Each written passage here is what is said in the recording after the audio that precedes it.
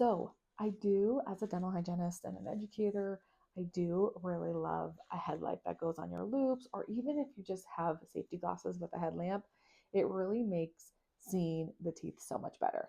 But if you don't have a headlamp, or if it dies, perhaps an important part is knowing where you put your overhead light to ensure you can see the teeth.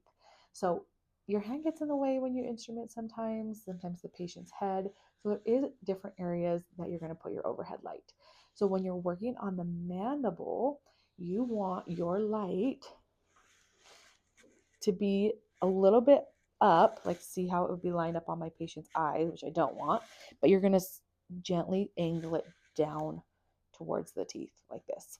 So if you're on the mandible, you're going to angle your light just a little bit.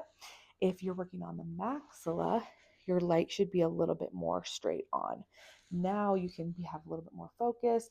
Your hands won't be in the way, because if you're working on the maxilla and you're angled down like this, a lot of times your hands are in the way of the light. You can't see as well. So angle a little bit for the mandible, straight on for the maxilla. This will just ensure you can see better. Having a really great positioned light, honestly, is one of the most important things we can do in dentistry to see better. There's lots of other things like loops or really great mirrors. Those can all make a big difference as well.